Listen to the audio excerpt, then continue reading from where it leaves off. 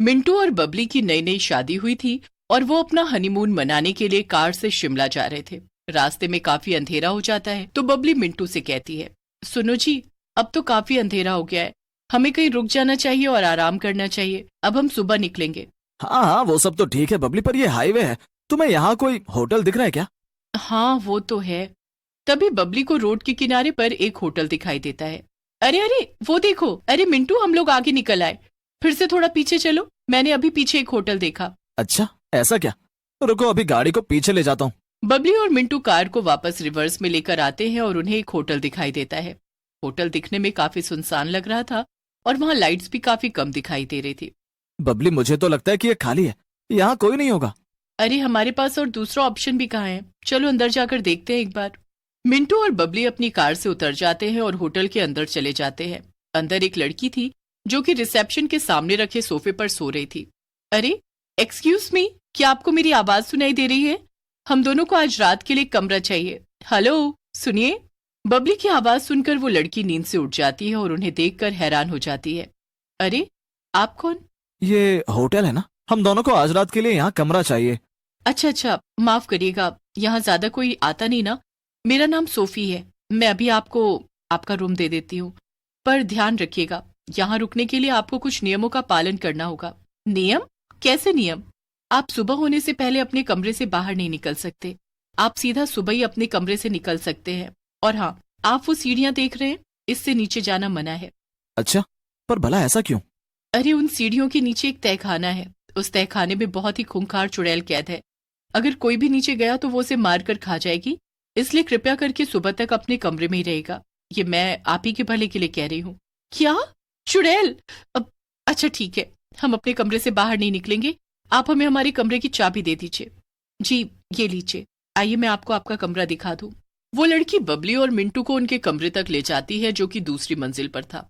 कमरे के अंदर पहुंचकर मिंटू और बबली अंदर से दरवाजा बंद कर लेते हैं। वाह, ये कमरा तो एकदम आलीशान है ना मिंटू? हाँ है तो सही, पर बबली मुझे ये जगह कुछ ठीक नहीं लग रही। तुमने देखा नहीं, नीचे से ऊपर तक पूरा होटल खाली था। और तो और वो लड़की कैसी अजीब बातें कर रही थी, चुड़ैल और पता नहीं क्या क्या। अरे मिंटू, ये होटल हाईवे पर है, भला यहाँ ज्यादा लोग क्यों ही होंगे। और हाँ, मैं मानती हूँ वो लड़की अजीब बातें कर रही थी, पर हमें उससे क्या, हमें तो सुबह यहाँ से निकल ही जाना है। हम यहाँ हनीमून मनाने आए हैं, ना कि जासूसी करने। छोड़ो ना, तुम बस ये ट्रिप एंजॉय करो, समझे? अच्छा ठीक है बबली, चलो काफी देर हो गई है, सो जाते हैं। मिंटू और बबली सो जाते हैं। जैसे ही घड़ी में 3 बजते हैं, मिंटू को एक जोर की आवाज सुनाई देती है, जैसे कोई बहुत भारी सी चीज ऊंचाई से जमीन पर गिर गई। मिंटू घबराकर उठ जाता है कि तभी उसकी नजर बेड पर पड़ती है। बबली बेड पर नहीं थी और उनके रूम का दरवाजा पूरा खुला हुआ था। बबली, बबली कहाँ हो तुम? उस लड़की ने तो हमें कमरे से बाहर निकलने से मना किया था, पर ये बबली कहाँ चली गई रात में? लगता है मुझे बाहर जाकर देखना ही होगा। तभी मिंटू को बबली दिखाई देती है जो कि उसी तरफ जा रही थी जहाँ से तहखाने का रास्ता था। बबली, बबली रुक जाओ, कहाँ जा रही हो तुम? अरे मिंटू, तुम यहाँ क्यों आ गए? वो मुझे ना एक जोर की आवाज आई थी तो मैं नीचे देखने चली आई, पर देखो ना, वो लड़की यहाँ है ही नहीं जिसने हमें कमरा दिया था। हाँ तो तुम यहाँ क्या कर रही हो? चलो वापस ऊपर चलो। और तुम उधर कहाँ जा रही थी, तहखाने की तरफ? अरे वो मुझे लगा शायद वो लड़की नीचे हो, मेरा भी दिमाग खराब हो गया था। चलो वापस रूम में चलते हैं। जैसे ही बबली और मिंटू वापस रूम में जाने के लिए मुड़ते हैं, उन्हें एक डरावनी आवाज सुनाई देती है जो कि किसी औरत की लग रही थी। बचाओ, कोई मुझे बचाओ, मैं यहाँ फंसी हुई हूँ, बचाओ, मैं बहुत दर्द में हूँ, कोई तो आकर मेरी मदद करो। मिंटू, मिंटू तुमने वो आवाज सुनी? जरूर किसी को हमारी मदद की जरूरत है, चलो चलकर देखते हैं, आओ। अरे बबली रुक जाओ, मुझे ये सब ठीक नहीं लग रहा, हमें वापस अपने रूम में जाना चाहिए। ये कैसी बातें कर रहे हो मिंटू तुम? किसी औरत को अगर सच में हमारी मदद की जरूरत हुई तो? मिंटू और बबली उसी तरफ चल देते हैं जहां से वो डरावनी आवाज आ रही थी। वो उन्हीं सीढ़ियों पर पहुंच जाते हैं जिनसे नीचे जाने पर तहखाना था। वो दोनों धीमे धीमे नीचे उतरने लगते हैं। नीचे उतरने पर मिंटू और बबली को वो तहखाना दिखाई देता है जिसके बाहर ताला लगा। अरे यहाँ तो ताला है, देखा बबली, यहाँ कोई नहीं है, अब चुपचाप चलो यहाँ से। अच्छा ठीक है। तभी वो डरावनी आवाज फिर से आने लगती है। इस बार वो आवाज और भी तेज थी और वो उसी तहखाने के अंदर से आ रही थी। बचाओ, कोई बचाओ, क्या वहां बाहर कोई है?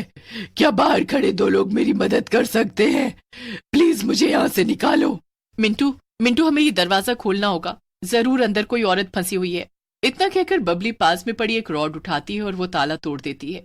बबली, ये तुमने क्या किया बबली? हमें अंदर खतरा भी हो सकता है। मैं अभी भी कह रहा हूँ, चलो यहाँ से। ओफो मिंटू, तुम्हें जाना हो तो जाओ, मैं तो देख कर रहूंगी अंदर कौन है। बबली वो दरवाजा खोल देती है और अंदर चली जाती है। मिंटू भी उसके पीछे पीछे अंदर चला जाता है। जैसे ही मिंटू और बबली अंदर जाते हैं, उनके पैरों तले जमीन खिसक जाती है। तहखाने के अंदर एक बड़ा सा पिंजरा रखा हुआ था जिसके अंदर एक चुड़ैल कैद थी। प्लीज प्लीज मुझे यहाँ से छुड़ाओ, मैं 1 साल से यहाँ कैद हूँ। बबली चुड़ैल को देखकर जमीन पर गिर जाती है और मिंटू उसे उठाता है। अरे तू चुड़ैल है और तेरा यहाँ कैद रहना ही ठीक है। चलो बबली, उठो, चलते हैं यहाँ से। बबली को होश आता है, तभी पीछे वो लड़की आ जाती है जिसने मिंटू और बबली को रूम दिखाया था। सही कहा तुमने, ये चुड़ैल है और इसलिए मैंने पहले भी तुम लोगों को यहाँ आने से मना किया था, पर तुम नहीं माने। माफ कर दो हमें। इस चुड़ैल ने साजिश से हमें यहाँ बुलाया। हमें लगा किसी औरत को हमारी जरूरत है। हाँ, ये चुड़ैल इसी तरह से जाल बिछाकर लोगों को यहाँ बुलाती है और फिर उन्हें मार देती है। इसीलिए मैंने तुम्हें पहले ही वार्न किया था। चलो अब चलो यहाँ से जल्दी। इतने में चुड़ैल को गुस्सा आ जाता है और वो उस लड़की पर जादू से वार कर देती है, पर वो लड़की खुद वहां से बचकर मिंटू को सामने धकेल देती है, जिससे कि मिंटू पर चुड़ैल का वार लग जाता है और वो दूर जाकर दीवार से टकराकर गिर जाता है। अरे अरे मिंटू, मिंटू उठो मिंटू। ए लड़की, ये तूने क्या किया? मिंटू को आगे धकेल दिया। हे भगवान, इस चुड़ैल के वार से कहीं मेरे मिंटू मर न जाए। बबली मिंटू को उठाने की कोशिश करती है पर वो बेहोश हो गया था। माफ कर दो मुझे बबली, पर मैं बल्कि इस डायन को मारना चाहती थी। क्या? डायन? हाँ बबली, ये कोई इंसान नहीं बल्कि ये लड़की एक डायन है और इसने मुझे यहाँ कैद करके रखा हुआ है। इतना ही नहीं, ये अभी तुम दोनों को भी ऊपर ले जाकर मार डालती और खा लेती। ये सब तुम क्या कह रही हो? मुझे तो कुछ समझ नहीं आ रहा। चुप हो जा चुड़ैल।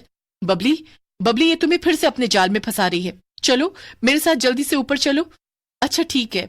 बबली मिंटू को उठाती है और लड़की के पीछे जाने लगती है कि तभी बबली की नजर पास रखे आईने पर पड़ती है।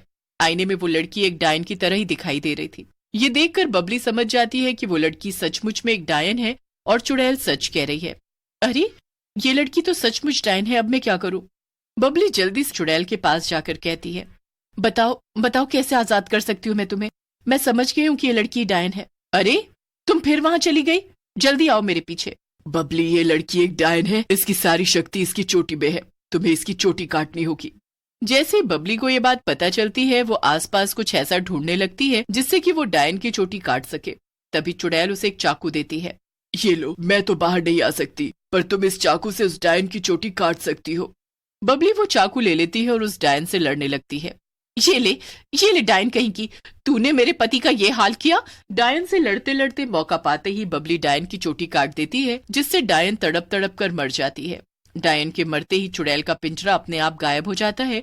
धन्यवाद बबली, मैं इस होटल की मालकिन हुआ करती थी, पर एक दिन ये डायन